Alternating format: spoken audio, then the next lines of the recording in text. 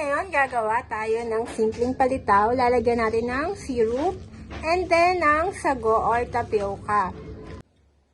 Una, i-open natin itong ating 500 grams na rice flour. Ilalagay natin ito lahat. Ilalagay natin sa malinis na bowl ang ating 500 grams na rice flour. Ayan. Then, lalagyan natin ng konting water. Konti-konti muna. Huwag natin ibuhos lahat kasi mahirap maghabol. Kailangan masukat natin kapag alam nating maganda na yung texture ng ating rice flour. Hindi na siya madikit, saka natin siya bibilutin. Kailangan hindi mabigla sa tubig para baka sobrang tubig natin sobrang lata na nito. Kaya dahan-dahan lang paglagay natin ng tubig. Okay guys, maganda na yung texture niya. Hindi siya masyadong lata at hindi rin masyadong dry. Pwede na po ito. Ngayon naman po ay pabulak tayo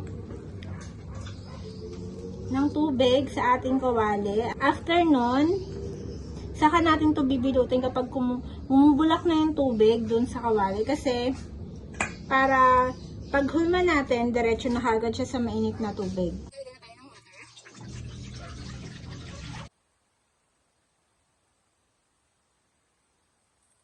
Guys, may mga lumutang na. Tatanggalin na po natin to kasi luto na to. Tapos, lulutuin na natin silang lahat. At, lulutuin din natin. Pagkatapos po natin itong hanguin, lulutuin natin to sa caramel sauce. Yung gagawin natin caramel. Ayan, luto na po to. Yan, mga lumutang na sila. Luto na.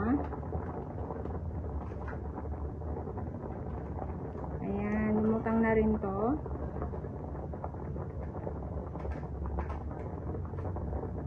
Ito rin.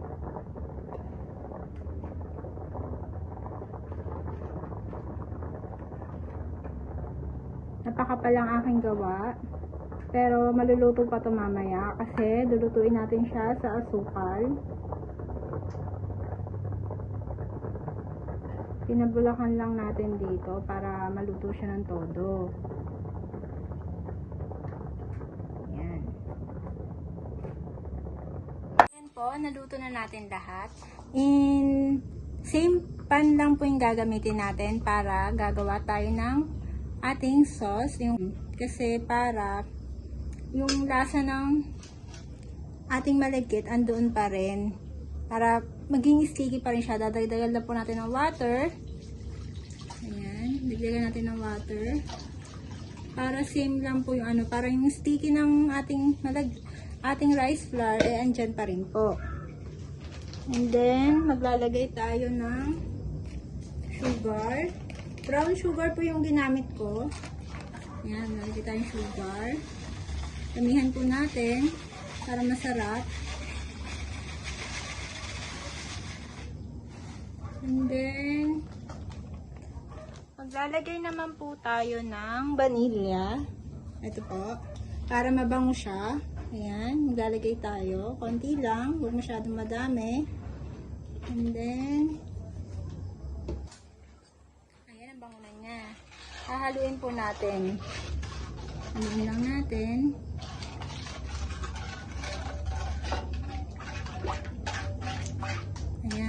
After po na mahalo ng konti, ibalik po natin yung ating mga palitaw na niluto kanina.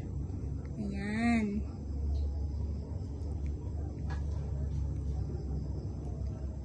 Para kumapit lalo yung kanyang sugar. Kumapit na kumapit. Kumatas sa kanya yung sa loob ng ating palitaw yung ating mga sugar na nilagay. Asukal na pula. Para malasang malasa siya.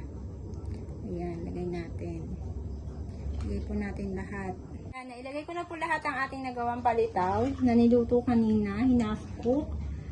Ang susunod naman po natin gagawin ay tatakpan to para malutong-maluto siya.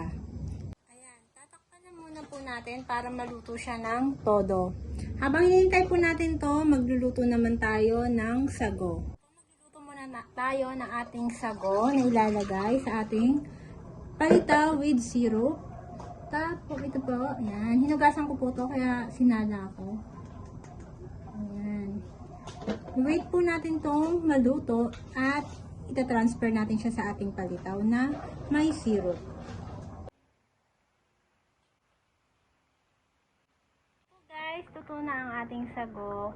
Papatayin na natin yung apoy and then tatakpan muna natin siya para yung iba na hindi masyadong naluto. Ito, katulad nito. Yung mga iba po, baka kasi ma-overcook. Ay, maluluto po siya kasi mainit na mainit siya. Ayan. Tatakpan po muna natin bago natin siya ilagay sa ating palitaw. Okay guys, sasalain na natin. Okay guys, lalagay na natin itong ating mga sago. Kasi lutong-luto na po ito. Then, haluin na po natin para mag-combine yung sago sa ating mga palitaw at syrup. Ayan. Okay guys, tingnan na natin kung luto na siya. Ito na po, lutong-luto na siya. Papatayin na natin yung apoy. Ayan, nag-sticky na siya.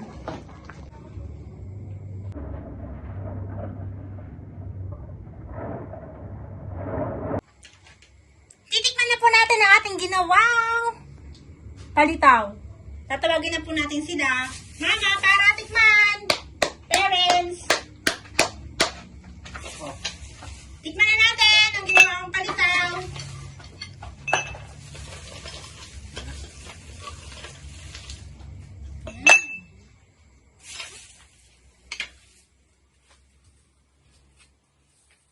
Ay, titikman na nila, Mama. Wow, ang sarap.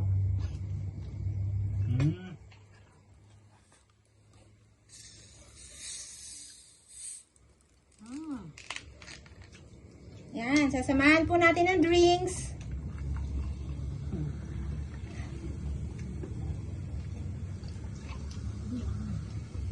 Ayan. Anong masasabi niyo sa akin niluto? Sarap. Masang lasa yung vanilla na binigay. Ano lagay sa ano?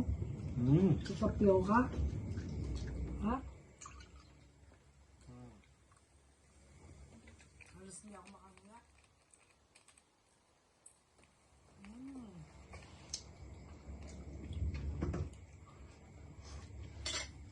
Ayan, titikim din po ako ng isa.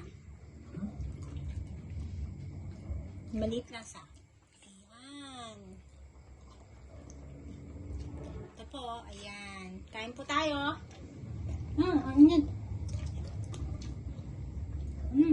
Sarap. Tama lang po yung tamis.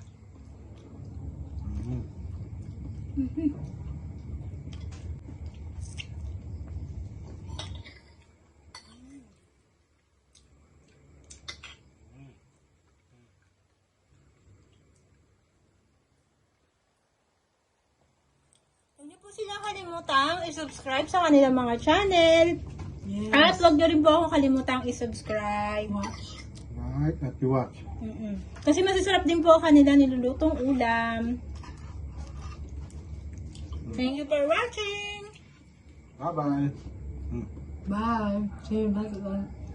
See you on our next vlog!